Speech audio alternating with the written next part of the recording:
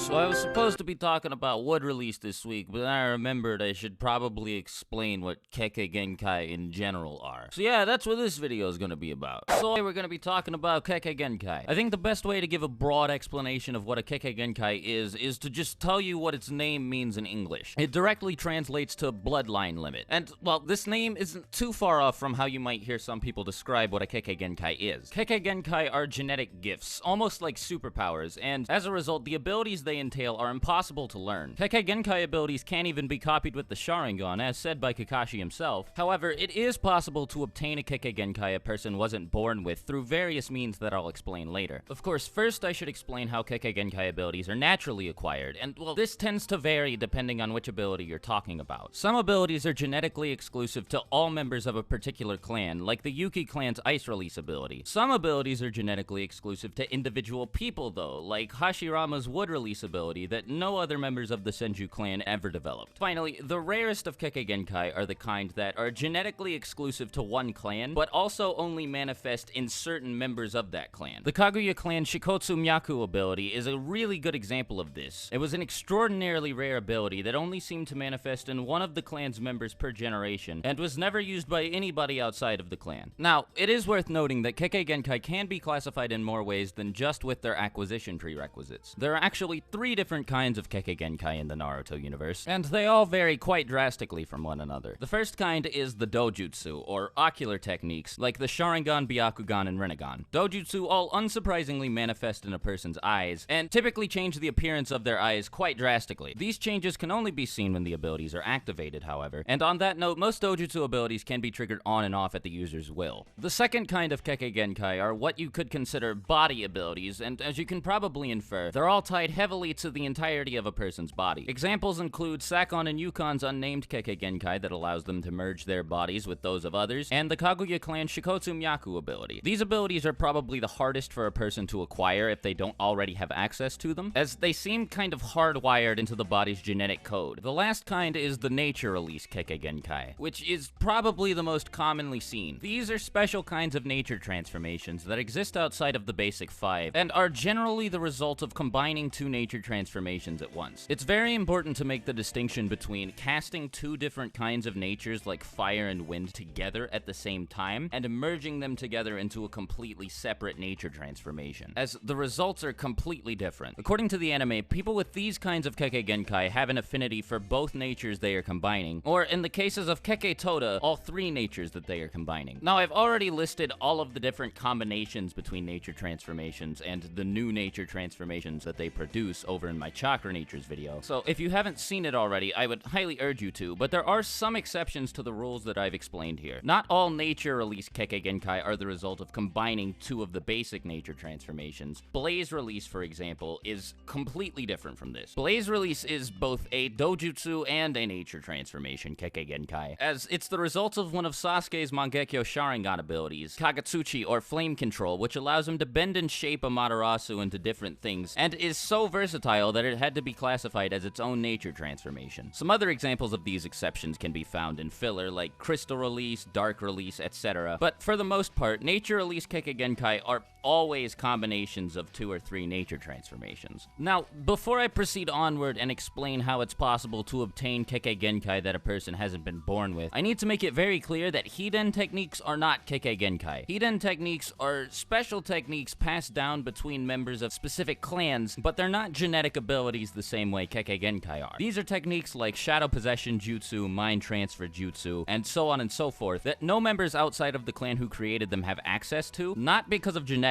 but because of how heavily guarded the specifics of these techniques were. Anyhow, now that that's cleared up, let me explain how to acquire a Kekkei Genkai without being born with one. Generally, this is done through transplanting or surgery in some form. Transplanting dojutsu like Sharingan and Byakugan is typically much easier than transplanting body Kekkei Genkai and nature release Kekkei Genkai, but the procedure still isn't perfect. The actual surgery is as simple as doing a regular eye transplant would be in real life, but there are a lot of drawbacks that come with using a dojutsu that you're not born with, most notably increased chakra consumption and decreased control over the abilities that the dojutsu provides. Now, it is possible to acquire a nature release Kekkei Genkai without being born with one. Many characters have done this by simply being Jinchuriki, like Gaara, who inherited magnet release from Shukaku, and Roshi, who inherited lava release from Son Goku, but it's also possible possible to acquire nature transformation Kekkei Genkai through surgery as well. I'm not entirely sure on all of the details of the procedure, but I assume it has something to do with splicing the cells of the person who originally had the Kekkei Genkai in with your own, but this procedure is far from perfect as well. Many people have gone through this process to gain access to wood release by having Hashirama's DNA transplanted into their body, but more often than not, attempting to go through this procedure results in the death of the person being operated on. So it's not very reliable. Now, I don't know how he did it, but Kabuto managed to acquire 2 body Kekkei Genkai, Sakon and Yukon's unnamed Kekkei Genkai, and the Kaguya clan Shikotsu Myaku ability, both of which I've mentioned earlier. He apparently transplanted the DNA of Sakon and Yukon along with Kimimaro into his own body, but